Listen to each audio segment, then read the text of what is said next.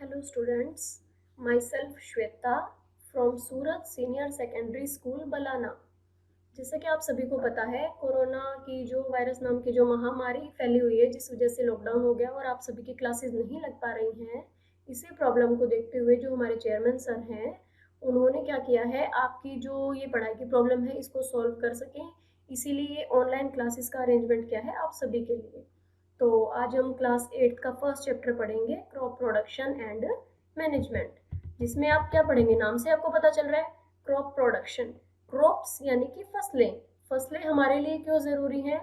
जैसा कि आप अभी देख पा रहे हैं कि हमें खाने पीने के लिए जो भी प्रॉब्लम्स आ रही हैं, अगर ये क्रॉप्स ना हो, फसलें ना हो, तो हम क्या खाएंगे? तो इनकी जो प्रोडक्शन है वो कैसे होती है, क्या उसका प्रोसीजर है, उसकी मैनेजमेंट हम कैसे करते हैं, वो सभी बातें हम इस चैप्टर के अंदर पढ़ेंगे। तो सबसे पहले मैं यही बताना चाहूँगी कि जो ह्यूमन बीइंग्स है, हम आदमी हैं, हमें जो फूड ऑब्टेन होता है, कहाँ से प्राप्त होता है हमें फूड? प्लांट से एज वेल एज एनिमल्स, दोनों से। प्लांट्स और एनिमल्स दोनों ही हमारे लिए बहुत ही ज़रूरी है। हमारी हमारी जो फूड की ज़रूरत है, जो भोजन की हमारी ज़रूरत है, उसको पूरा करने के लिए। ठीक है, तो हम पढ़ेंगे क्रॉप्स। क्रॉप्स क्या होते हैं? जैसे कि यहाँ डेफिनेशन आपको दिखाई दे रही है सामने, देखिए, मैं रीड करके बताती हूँ आपको।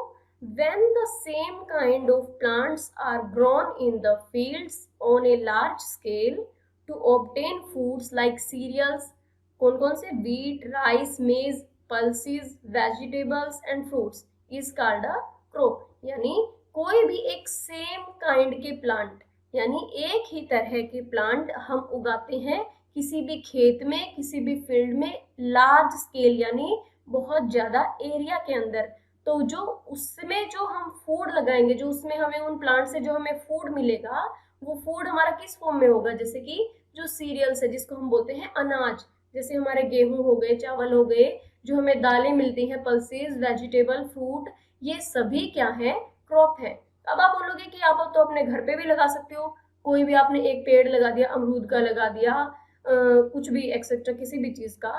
तो हम कहने को क्या है, जो आपको वहां से फ्रूट्स मिल रहे हैं उस अमरूद के पेड़ से या अनार के पेड़ से, उसको आप क्रॉप नहीं कह सकते।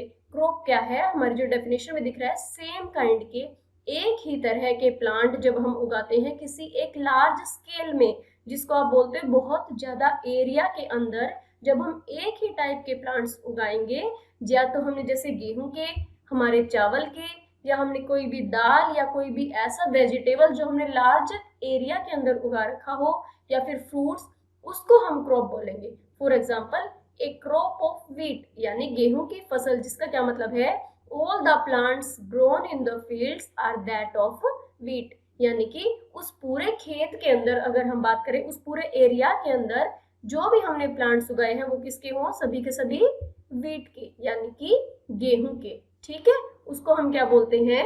नेक्स्ट पेज पे हम देखेंगे, यहाँ से है हमारा, अ क्रॉप इज कॉल्ड फसल इन हिंदी। हिंदी में हम क्या वर्ड यूज करते हैं? हमारा फसल। ठीक है, तो क्रॉप्स क्या होती है? हमारी फसल। तो जो फसलें हैं हमारी, वो हम किस में लगाएंगे? किसान। Crops are grown in the soil in the fields by farmers, यानी किसके द्वारा उगाई जाती है? हमारे किसान के द्वारा।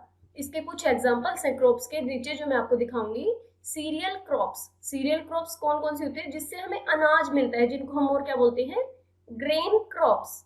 व्हीट गेहूं की, चावल की, मेज बाजरा, सरसों, मतलब ये बहुत सारी ऐसी खेती है जिसको हम क्या बोलेंगे? सीरियल क्रॉप्स, यानी जिससे हमें अनाज मिलेगा। अब जिससे हमें दाल मिलेंगी, दाल किससे मिलती है? जैसे ग्राम जो होते हैं चने की खेती, चना जो हमारी दाल होती है, पीज, बीन्स, ये सभी केस में आएंगी हमारी पल्सेस की कैटेगरी के अंदर।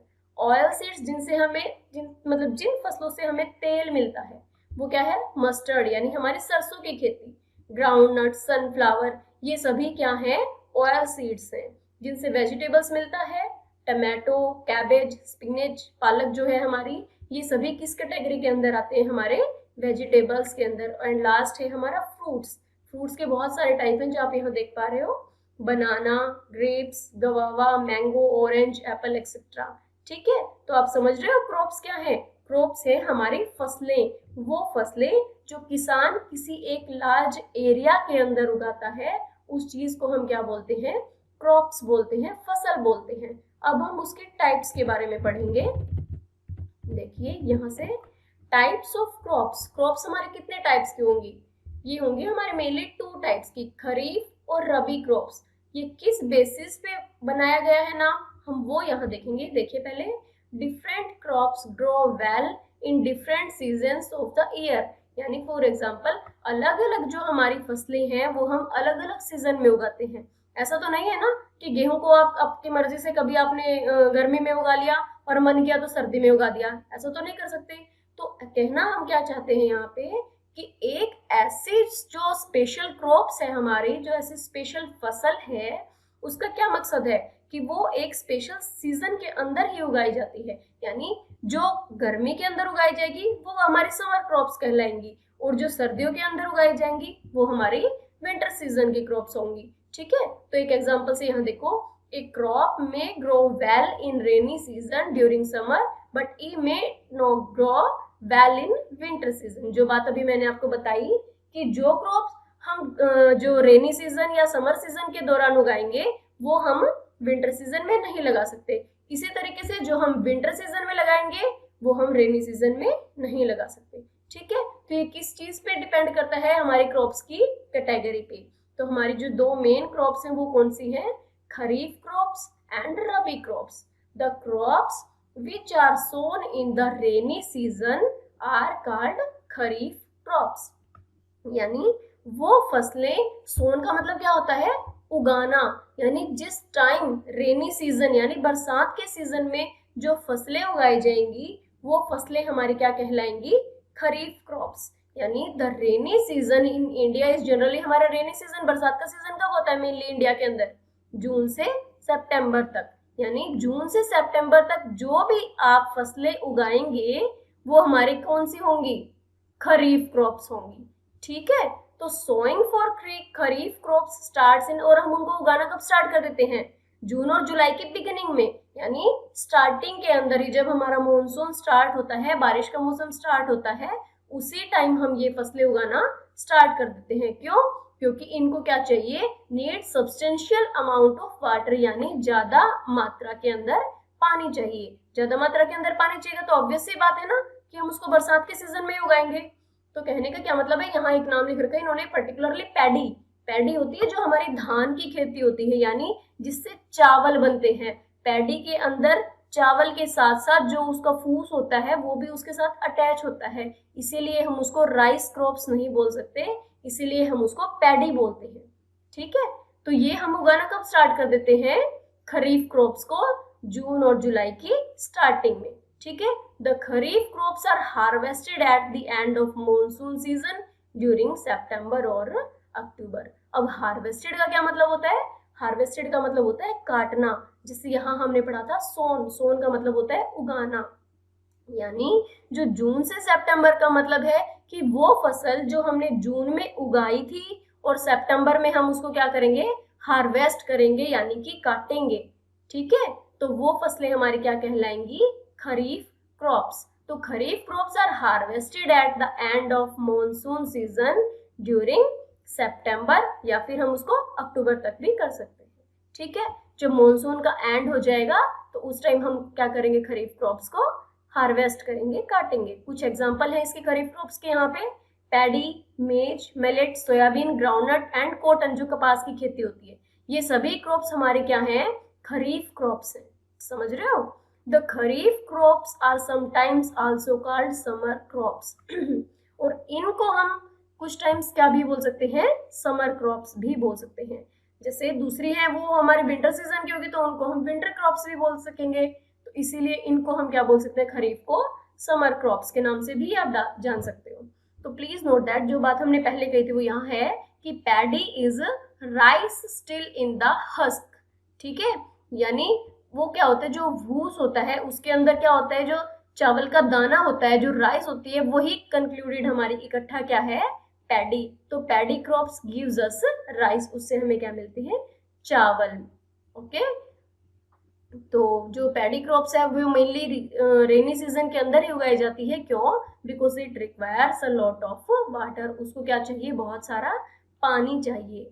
Paddy can not be grown in the winter season, उसको हम विंटर सीजन में नहीं उगा सकते, because water available in winter is much less. Winter season में क्या होता है, बहुत कम पानी। ओके, तो हम क्या कहेंगे, जैसे कि वीट है, wheat is sown in the kharif season, it will not grow well. अगर हम वीट को खरीफ सीजन में लगाएंगे जो कि हमारी विंटर क्रॉप्स है, तो वो अच्छे से नहीं उगेगी। क्यों?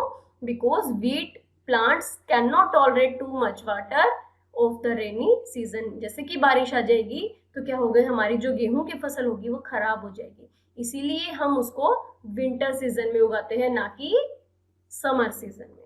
समझ रहे हो?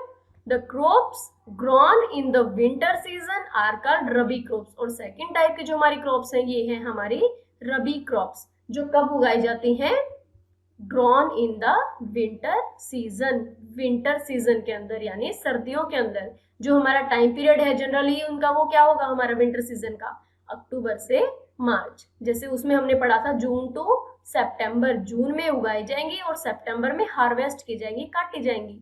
सेम इसी तरीके से अक्टूबर में उगाई जाएंगी विंटर क्रॉप्स, और मार्च में, अब इस टाइम हम क्या कर रहे हैं, मार्च अप्रैल के अंदर, ठीक है, तो वही हम उनको क्या कर रहे हैं, जो हमारे विंटर क्रॉप्स है उनको हम हार्वेस्ट कर रहे हैं, काट रहे हैं। ठीक है, तो sowing for rabi crops begins at the beginning of winter. जैसे ही सर्दियों की स्टार्टिंग होती है, बिगिनिंग होती है अक्टूबर नवंबर के अंदर, हम उस टाइम रबी क्रॉप्स को क्या करते हैं, सोइंग, उनको उगाना स्टार्ट कर देते हैं। And the crops are harvested by March और अप्रैल। मार्च और अप्रैल के अंदर क्या होती है, ये फसलें काटी जाती हैं। तो रबी क्रॉप्स के कुछ एग्जाम्पल है, wheat, gram, peas, mustard and linseed. तो ये सभी जो भी फसलें हैं हमारी, ये क्या है, हमारी विंटर सीजन की क्रॉप्स है। ठीक है, the people who have no permanent homes and continuously move from one place to another are nomads. उनको हम क्या बोलते हैं, नोमैड्स, यानी जिनकी कोई परमानेंट घर नहीं होते और जो कंटिन्यू एक स्थान से दूसरे स्थान पे घूमते रहते हैं।